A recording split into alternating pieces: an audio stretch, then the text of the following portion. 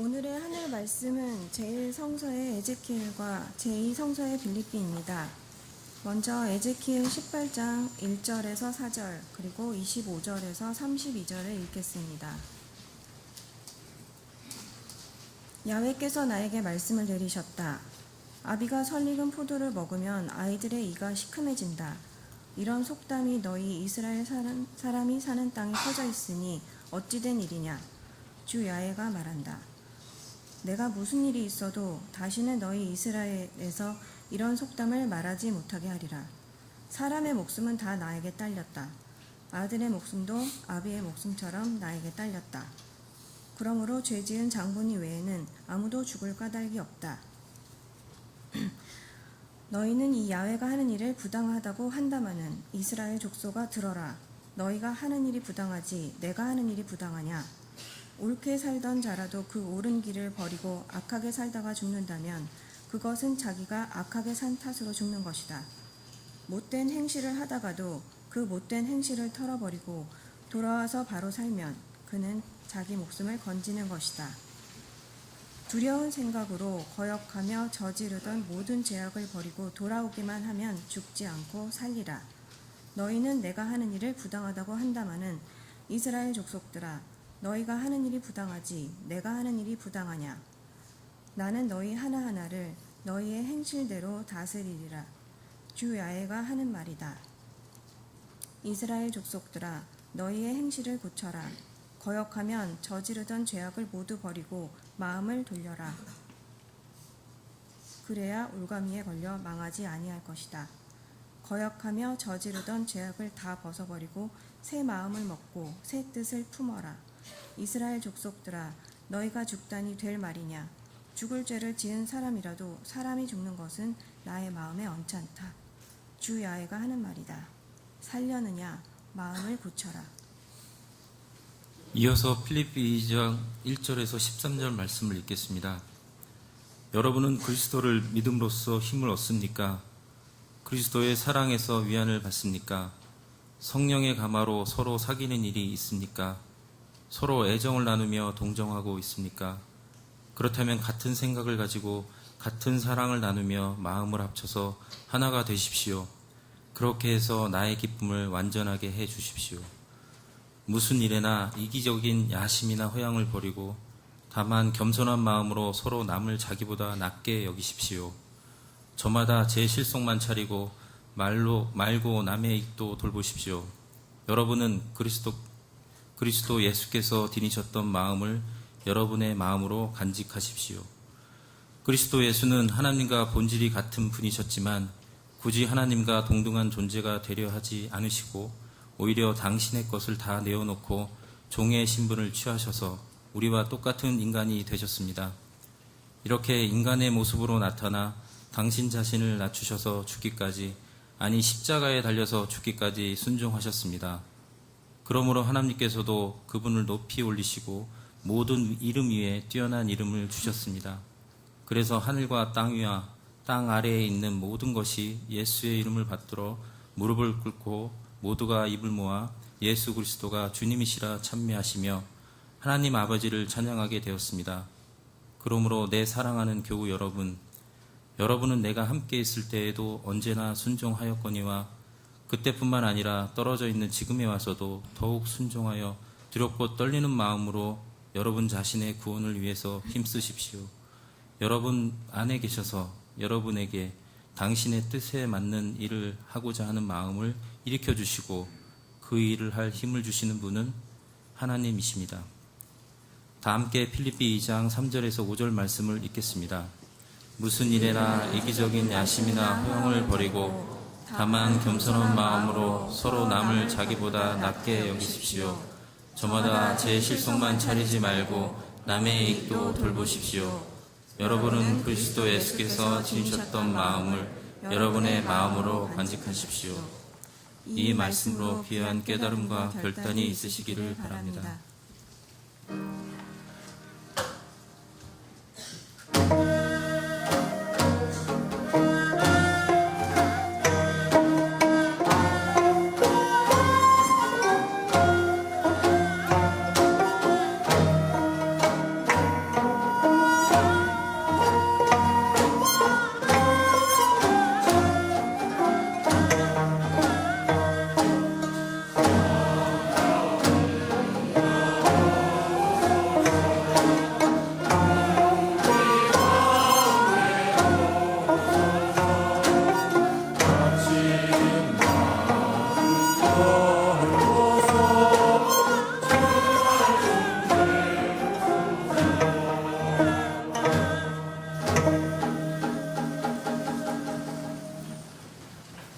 복음서의 말씀을 귀로 들으시기 바랍니다.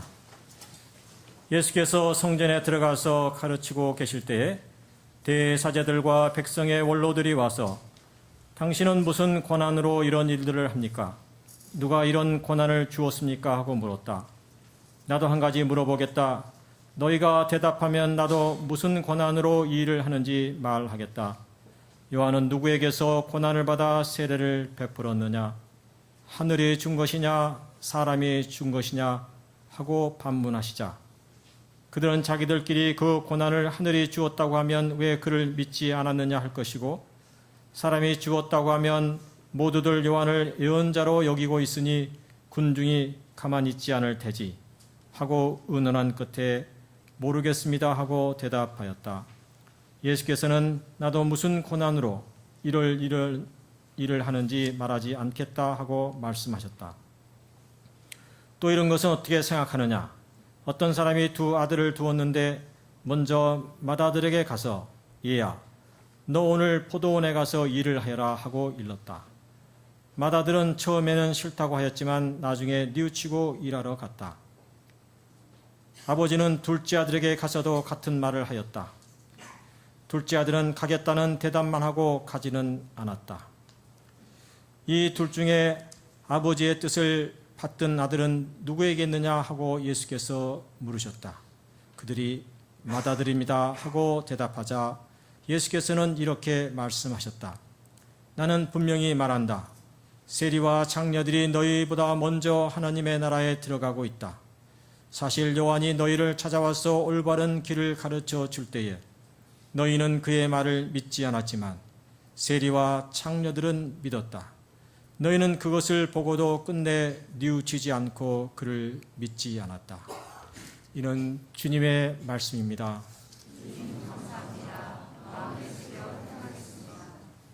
앉으시기 바랍니다.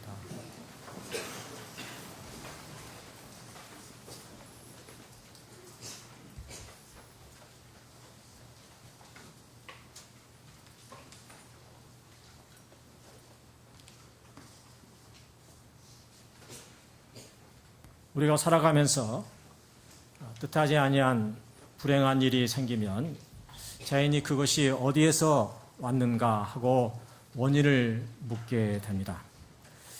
근데 자주 남에게 그 탓을 돌리는 경우가 많습니다. 우리가 흔히 하는 말 가운데도 잘 되면 제 탓, 못 되면 조상 탓, 또 못 살면 텃탓이라는 말도 있고 소경이 넘어지면 막대 탓이요 목수가 일을 그르치면 연장 탓이라는 말도 있습니다. 아들, 딸이 뭔가를 잘하면 자기 닮아서 그렇다고 그러고 뭔가를 못하면 배우자 탓이라고.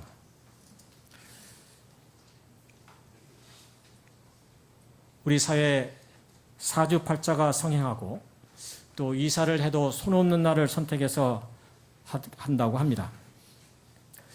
2주 전에 교회일로 부동산 중개소를 갔었는데 오고 가는 말 중에 손 없는 말이라는 나오더군요. 그 손이 없으면 발 없는 날도 있는가 이렇게 처음에 생각을 하고 그래서 인터넷을 찾아봤더니 두 가지 어원이 있더군요. 손에서 나왔다는 손자 뜻도 말도 있고 손님이라는 손자도 그렇게 말하는 사람도 있습니다.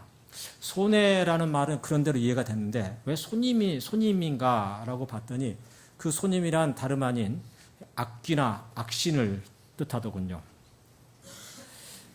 그래서 악귀가 돌아다니지 않는 날이 손 없는 날이라고 하면서 음력으로 날짜가 9와 0으로 끝나는 날을 말했습니다. 여기에는 복잡한 사주팔자 이론이 들어가 있습니다. 그래서 좋은 날이 한 달에 기껏해야 6달밖에 되지 않으니까 이날은 이사 비용도 비싸고 또 이날이 만약 주말이면 결혼식장 빌리기도 쉽지 않다고 합니다. 인공위성이 하늘을 날고 스마트폰 하나로 세계 곳곳에 소식을 주고받는 이성과 과학의 시대에 아직도 이런 습관이 우리 안에 남아있는 것을 보면 인간이 얼마나 남에게 의존하는가는 허약한 존재인가를 알 수 있고 또 역으로 이것은 무언가 집안에 애군이 끼면 이건 손 있는 날 이사해서 그렇고, 그리고 손 있는 날 결혼해서 그랬다는 남 탓의 하나가 되는 것은 아닌가 생각합니다. 성서에도 심는 대로 거둔다는 말이 있고 인과응보라는 말이 있듯이, 우리는 어떤 잘못된 결과가 나오면 그 원인을 자신에게서 찾아야지 남을 탓하는 것은 분명 잘못되는 것입니다. 지금도 사회적 문제가 되고 있는 세월호 참사의 그 책임을 유병헌이라는 한 개인에게 돌리고, 심지어는 경제 침체를 진실 규명을 요구하는 세월호 유가족들에게 돌리는 어처구니 없는 남 탓 사회가 되었습니다. 이런 어처구니 없는 남 탓하는 사회가 된 것은 지난 70년 동안 남과 북의 정권이 자신들의 문제를 남은 북에게, 북은 남에게 떠넘기는 남 탓 비난을 일관해온 결과라고 저는 생각합니다. 이스라엘에도 조상 탓을 하는 습관이 있었습니다. 아비가 설익은 포도를 먹으면 아이들의 이가 시큼해진다라는 속담입니다.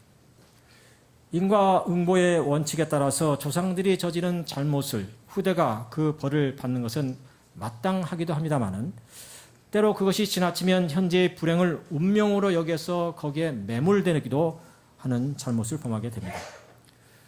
바벨론의 포로로 끌려간 이스라엘 자손들은 자신들이 노예로 살아가는 것은 조상들의 잘못으로 인한 하나님의 벌로 받아들였습니다. 문제는 여기에서 벗어나고자 하는 의지도, 미래에 대한 희망도 포기하고 살아가는 인생의 허무주의였습니다. 이들을 향해 연자 에스겔이 말합니다. 아비가 설익은 포도를 먹으면 아이들의 이가 시큼해진다는 속담이 너희 사는 땅에 퍼져 있으니 이게 어찌된 일이냐. 주 야훼가 말한다. 죄지은 장본인 외에는 아무도 죽을 까닭이 없다. 옳게 살던 자라도 그 옳은 길을 버리고 악하게 살다 죽는다면 그것은 그가 악하게 산 탓으로 죽는 것이고, 못된 행실을 하다가도 그 못된 행실을 털어버리고 돌아오기만 하면 죽지 않고 살리라. 그러니 이스라엘 족속들아, 살려거든 너희의 행실을 고쳐라. 공동체의 책임 대신에 개인의 책임을 강조한 이야기인데, 사실 이것은 공동체의 책임과 개인의 책임 어느 것 하나만이 옳다고 단적으로 말할 수는 없습니다. 우리가 역사청산을 얘기할 때는 분명히 공동체를 갖고 얘기하는 것이죠. 개인이 아무리 노력해도 그가 속해 있는 공동체나 사회가 갖고 있는 한계를 넘어서는 일은 결코 쉽지 않은 일이고, 반면에 공동체의 모순과 제약을 모든 개인에게 일률적으로 책임지우는 것도 문제가 됩니다. 기독교 교리 중에 원죄라는 게 있습니다. 우리 인간은 모두 아담과 하와의 자손들로 저들이 먹지 말라는 선악과를 따먹은 채로 모든 인간은 태어날 때부터 죄인으로 태어났다는 가르침입니다. 이 또한 죄인으로 태어났으니 의인으로 살아가야 하겠다는 동기를 부여하는 그런 교리가 되기도 하지만, 동시에 정말 이런 일이 있었다면 수십만 년 전에 일어난 사건인데 그때 일어난 어느 개인의 잘못을 아무런 관련도 없는 나에게 그 책임을 묻는 것은 과연 이성적으로 타당한 것인가? 그럼에도 교회 안에는 이 원죄 교리가 뿌리 깊게 내려있고, 어느 주일날 어느 목사님의 설교를 듣는 가운데서도 이 죄인이라는 단어가 나오지 않는 설교는 거의 없습니다. 사람은 누구나 캥기는 게 한두 개쯤은 있기에 마련인데, 그러다 보니까 이 단상에서 죄인이다라는 이 외침이 그런대로 씨가 맥히게 되는 거죠.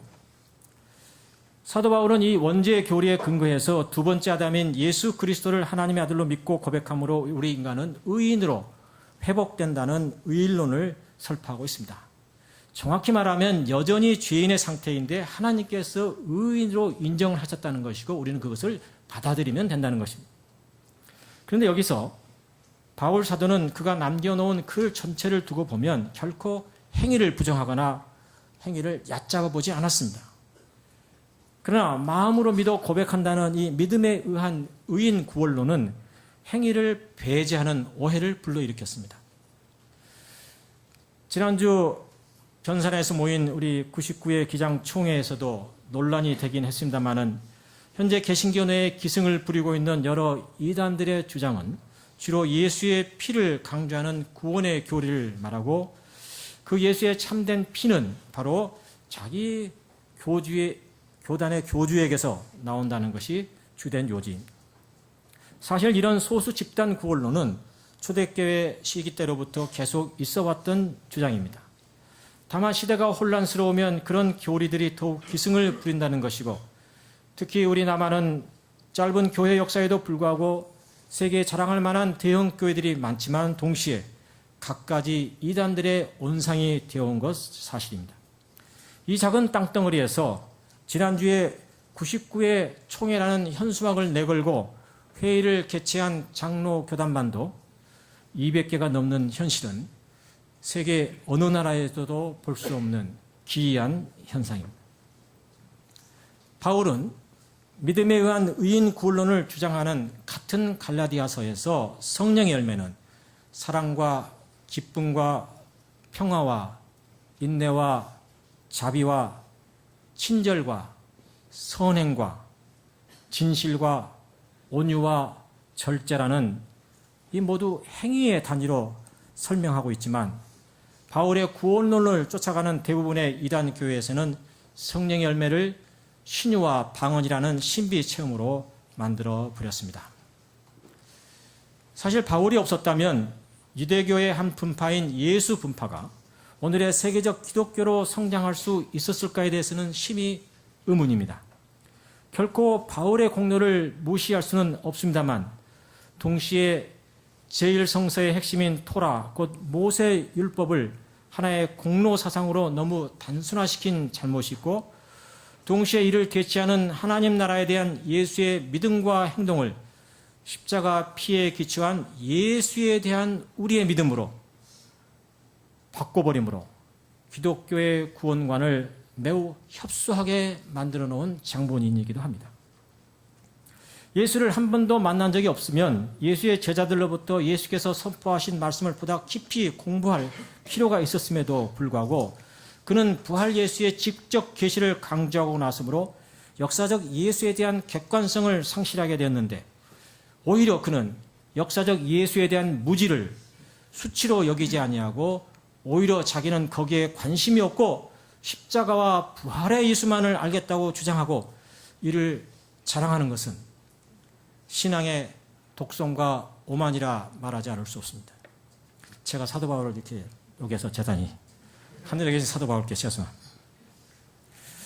예를 들면 그가 제자들로부터 예수께서는 나더러 주여 주여 하는 자마다 하늘나라에 들어가는 것이 아니라 하늘 어버이의 뜻을 향하는 자라에 들어간다 라는 이 하나의 말씀만이라도 제대로 듣고 마음에 새겼다면 오늘과 같은 그런 의인론을 실수를 되풀이지 않았을 것이라고 저는 생각하는 것입니다. 오늘 마태복음 복음서의 말씀 또한 같은 맥락의 말씀입니다. 예수께서는 예루살렘 성전에 들어가셔서 기도하는 집을 강도의 소굴로 만들었다고 환정산들과 비둘기와 양을 파는 사람들을 모두 내어 쫓으셨습니다. 다음날 성전에 들어가서 말씀을 가르치니까 대사제들과 원로들이 나왔습니다. 백성의 원로들이 묻습니다. 당신이 무슨 권한으로 이런 무례한 일을 하느냐? 예수께서 반문하죠. 내가 하나 질문을 던지는데 너희들이 그 질문에 답을 하면 나도 답을 하겠다. 그 질문이란 요한은 하늘로부터 온 사람이냐 사람에게서 난 사람이냐? 그들이 진퇴양난에 빠지죠. 하늘로부터 왔다고 하면 왜 너는 요한의 말을 믿지 않느냐라고 되물을 것이고, 사람에게서 나왔다고 답을 하면 그 백성들로부터 그들에게 돌이 날아올 것이 분명히 있기 때문입니다. 그래서 모른다고 했고, 예수께서도 그럼 나도 답을 하지 않겠다고 했습니다. 그런 후에 이런 말씀을 했습니다. 어떤 사람이 두 아들이 있는데 맏아들에게 포도원에 가서 일을 하라고 했더니 처음에는 싫다고 하더니 나중에 뉘우치고 일하러 갔고, 둘째 아들은 가겠다고 하더니 가지 않았다. 누가 아버지의 뜻을 행한 사람이냐? 그러면 당연히 일하러 간 맏아들이 되겠지요.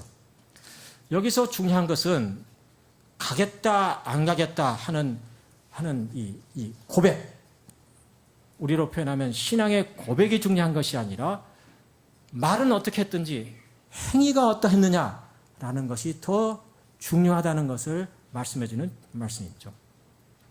그러면서 예수께서 덧붙인 말씀이 뭐냐 하면, 나는 분명히 말한다. 세리와 창녀들이 너희보다 먼저 하나님의 나라에 들어가고 있다. 요한이 너희를 찾아와서 올바른 길을 가르쳐 줄 때 너희는 믿지 않았지만 세리와 창녀들은 믿었다. 너희는 그것을 보고도 끝내 뉘우치지 않고 그를 믿지 않았다. 이는 대사제들과 원로들은 둘째 아들과 같이 믿음 고백은 잘하지만 결국 행동을 하지 않은 것을 빗댄 것이고, 세리와 창녀들은 믿음의 고백은 없었지만 오히려 행동으로 하나님의 뜻을 보여주었다는 것입니다. 그렇다면 이제 우리가 성서 말씀을 읽으면서 남은 질문은, 우리는 그렇다면 첫 번째 그룹인 창녀와 세리들에 속한 사람인가, 아니면 둘째 아들 그룹인 대사제들과 백성의 원로들에 속하는 그룹인가 하는 질문입니다. 물론 이렇게 딱 잡아서 흑백으로 나눠서 생각하는 것은 쉽지 않습니다만, 그러나 오늘 주어진 말씀이 그러하니까 우리가 한번 그 말씀에 비추어서 우리들 자신이 어떤 그룹에 속했는지를 물어봐야 할 것이라고 생각합니다. 물론 표면적으로 본다면 우리는 둘 다 아니죠. 여러분은 지금 대사제와 같은 종교적 지도자들도 아니고, 그렇다고 사회의 지도자들 같은 백성의 원로들도 아닙니다. 또 동시에 세상 사람들로부터 손가락질을 받는 세리나 창녀도 아닙니다. 그렇다면 대사제들과 원로라는 둘째 아들 그룹과 세리와 창녀라는 맏아들 그룹은 오늘 이 시대에서 어떻게 해석하고 우리 자신에게는 어떻게 적용해야 하는지 질문이 남습니다. 이제 이 두 그룹의 내면적 특징과 그 차이를 살펴보면 우리는 내 자신이 어느 그룹에 속하고 있는지를 판단할 수 있을 것입니다.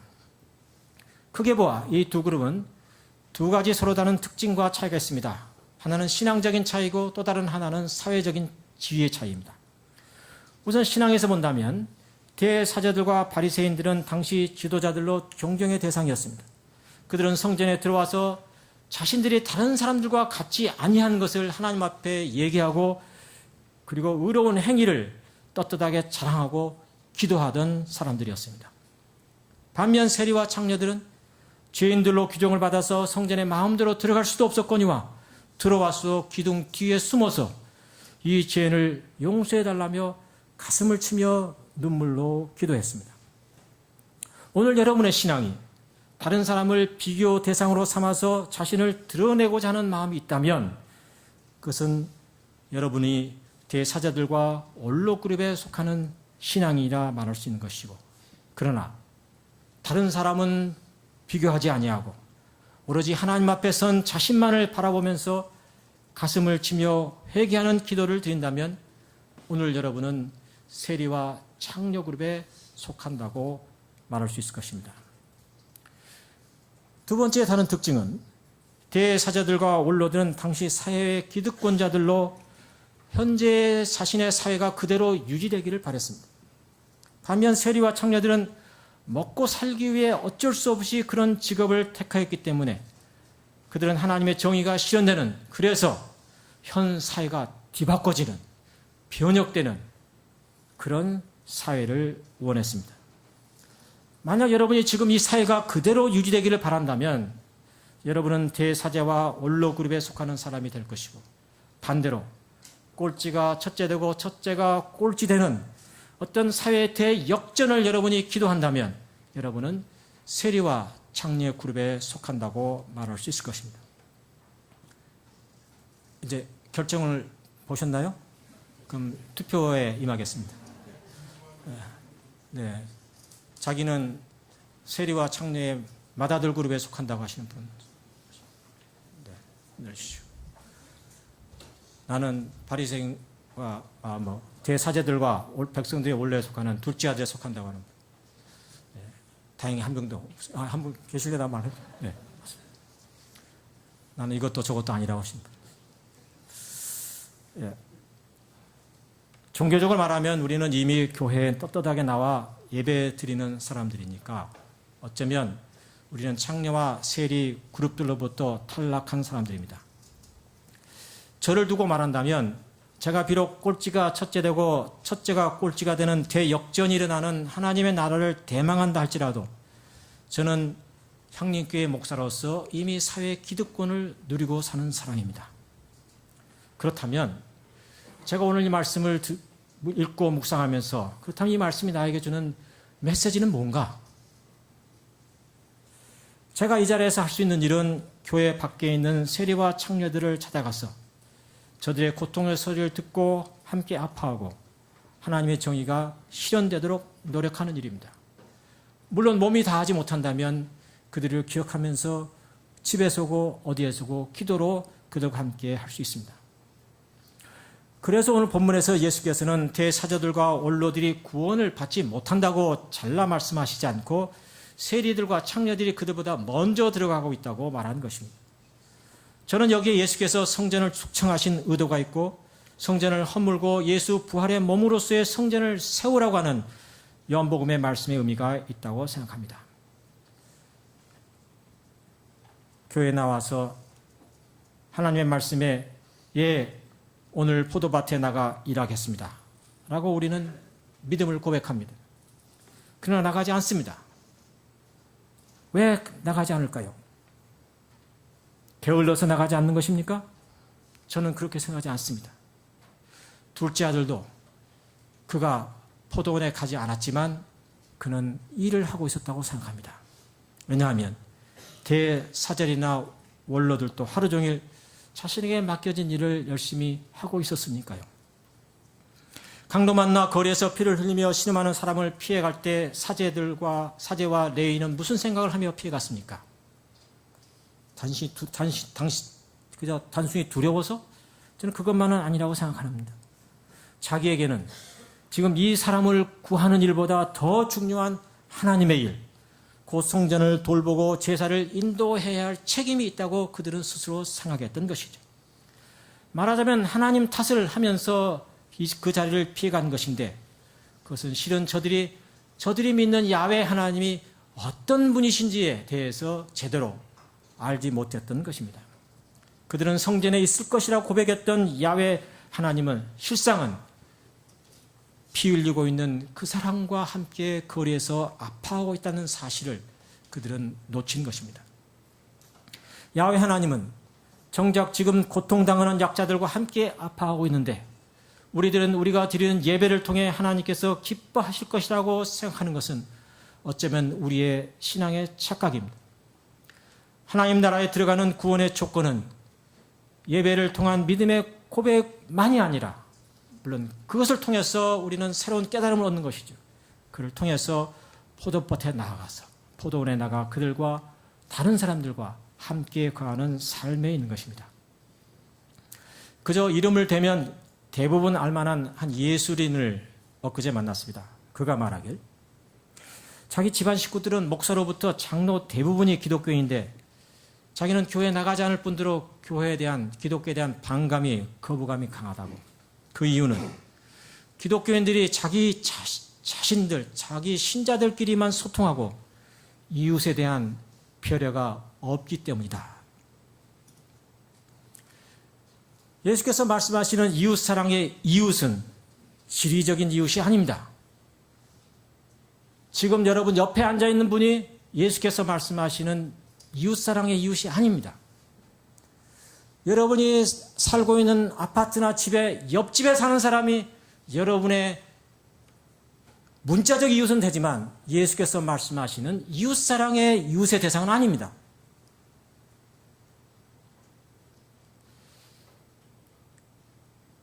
한 공간과 시간에 살고 있지만 세상으로부터 손가락질 받고 있는 사람들이 우리들이 사랑해야 할 이웃입니다. 내가 나의 자리에서 내려와 그들이 있는 곳까지 가지 않으면 도저히 만날 수 없는 사람들이 예수께서 내 몸같이 사랑하라고 하는 이웃사랑의 대상입니다. 얼마 전까지만 해도 흑백 차별이 법으로 규정되어 있던 남아프리카 공화국에서 있었던 일입니다. 물론 지금도 여전히 백인교회, 흑인교회 나눠져 있습니다. 쉽지 않습니다. 미국에 가면 물론 흑백이 함께 모이는 교회도 많지만 흑인교회, 백인교회 나눠져서 드리는 예배도 교회도 많이 있습니다. 지금도. 고난주일을 앞둔 흑인교회인 성시온교회에서 특별한 행사를 마련했습니다. 목사님께서 주님이 제자들의 발을 씻겨주신 그 정신을 본받아서 고난주일 세종 목요일에 누구든 자신이 살아오는 동안에 고맙게 여기는 사람이 있으면 그 사람을 초청해서 그 사람의 발을 씻어주도록 하는 그런 순서를 마련한 것입니다. 세족식이 행해지던 그날 저녁 그 흑인교회에 한 백인이 나타났습니다. 그는 당시 많은 남아프리카 공화국 사람들로부터 존경받는 판사로 대법원장에 내정된 올리버라는 사람이었습니다. 그는 자기 집에서 일하던 흑인 여종 마르다 폴틴에게서 이 얘기를 듣고 그녀의 발을 씻기겠다고 그날 저녁 그 교회에 나타난 것입니다. 그리고는 그 흑인 여종 앞에 무릎을 꿇고 그는 그녀의 발을 씻고 그리고 그녀의 발에 입술을 맞췄습니다. 그가 들어오는 순간부터 교회는 웅성웅성 사실은 그를 다들 주목하고 있었습니다. 그때 그 순간 그들의 숨이 멎을 정도로 장례는 숙연해졌습니다. 그래서 올리버 판사는 일어서서 이렇게 말합니다. 마르다는 내 집 종으로 오랜 세월 내 자녀들을 돌보아왔습니다. 내 자녀들의 발을 씻겨주는 것을 수없이 보아왔습니다. 제게는 정말 고마운 사람입니다. 그날 이후 이 흑인의 여종의 발을 씻겨줬다는 그 이유로 그는 대법원장 내정 자리에서 취소가 됐으며 판사직도 박탈을 당했습니다. 이 소식을 들은 성시온교회 흑인 목사님이 그를 위로하기 위해 그를 방문했을 때 그는 이렇게 말했다고 합니다. 판사직도 사회의 다른 지위도 무덤에 갈 때는 먼지가 아닙니까? 그런 먼지보다 하나님이 주신 사랑과 감사가 더 소중합니다. 오늘 빌립보 교회에 보낸 편지의 글을 읽어보시기 바랍니다. 여러분은 그리스도를 믿음으로써 힘을 얻습니까? 그리스도의 사랑에서 위안을 받습니까? 성령의 감화로 서로 사귀는 일이 있습니까? 서로 애정을 나누며 동정하고 있습니까? 그렇다면 같은 생각을 가지고 같은 사랑을 나누며 마음을 합쳐서 하나가 되십시오. 무슨 일에나 이기적인 야심이나 허영을 버리고 다만 겸손한 마음으로 서로 남을 자기보다 낮게 여기십시오. 요즘 세상은 자기 PR 시대요, 경쟁의 시대입니다. 자기를 드러내지 않고 살아갈 수 없는 시대죠. 그런데 성서는 그 반대를 말하고 있습니다. 아무리 생각해 보아도 자기가 남보다 나은데 어떻게 해야 남을 자기보다 낮게 여길 수 있을까요? 지위도, 학식도, 성품도 모든 게 다 나은데 어떻게 그를 자기보다 더 낫다고 여길 수 있을까요?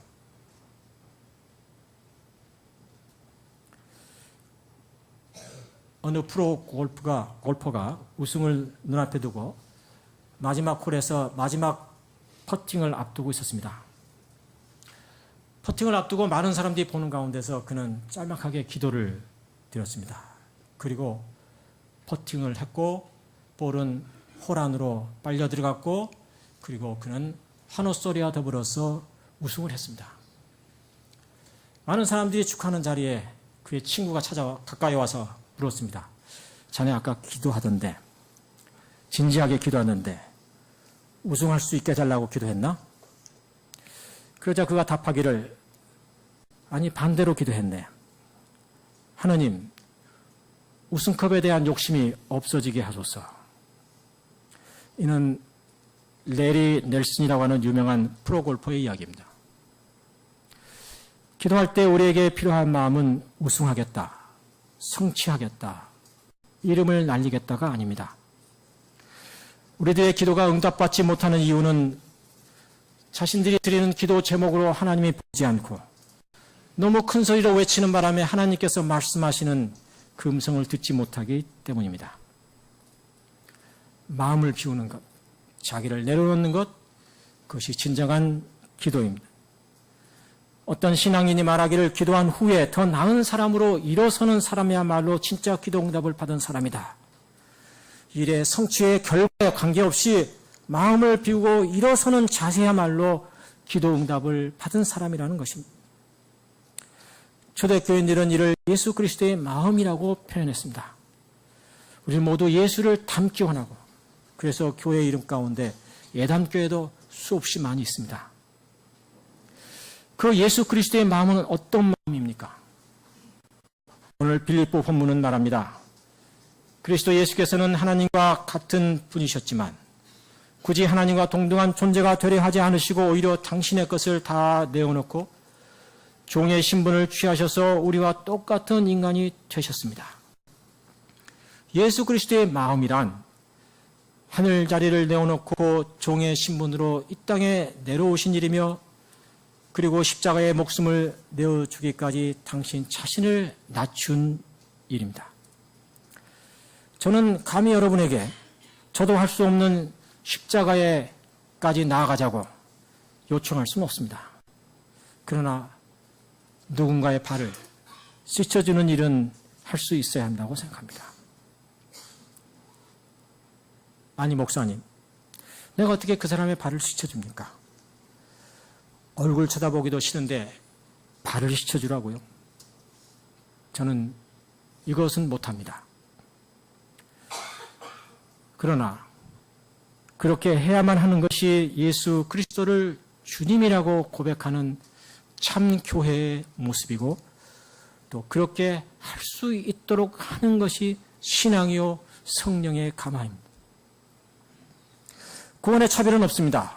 누구나 가능합니다. 다만 하나의 조건은 있습니다. 그것은 하나님을 인정하는 일입니다.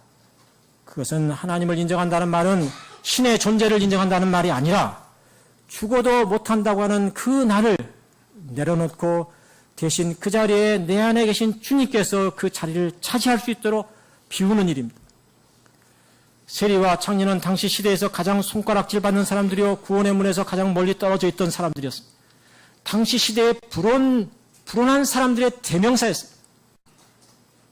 그러나 그들은 그 시대에 살아가는 시대 속에서 희망을 가질 수 없었기 때문에 그들은 자신을 비웠던 것이고, 온전히 미래의 대망에 자신을 온전히 내맡겼던 것입니다. 오늘 우리 시대에 손가락질 받는 사람들은 누구이며, 불온한 사람들이라고 지적받는 사람들은 누구인가요? 이웃사랑이란 그 사랑으로 인해서 자기에게 손해가 일어날 때 하는 사랑입니다. 포도원이란 누구나가 똑같은 작업복을 입고 땀을 흘리며 일하고 한식탁에서 식사하는 하나님 나라의 이 땅의 상징입니다. 구원에 별다른 조건이 있는 것이 아닙니다. 하나님께서 부르시는 그곳으로 가서 세상의 모든 지위와 조건을 내려놓고 손가락질 받는 자들과 함께 어울리는 그것뿐입니다. 우리가 그들과 함께 한다고 해서 그들의 고통이 줄어들거나 그들의 지위가 대신 높아지는 것은 아닙니다. 아파하는 자와 함께하는 것은 아파하는 자를 위한 것이 아니라 실은 우리들 자신을 위한 일입니다. 왜냐하면 우리가 아파하는 자와 함께 할 때 비로소 우리는 내 자신의 정체를 보게 되기 때문입니다. 깨어지기 쉽고 연약하고 불완전한 자신의 본 모습을 보게 되기 때문입니다.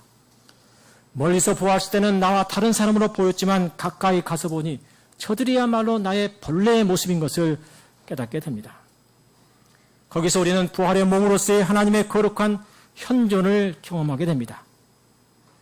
그 자리를 세상 사람들은 냄새나는 마구간이라고 고개를 돌리지만, 우리는 예수 그리스도를 주님으로 고백하는 우리는 그곳에서 타지 않는 가시떨기의 풀꽃을 체험하는 것입니다.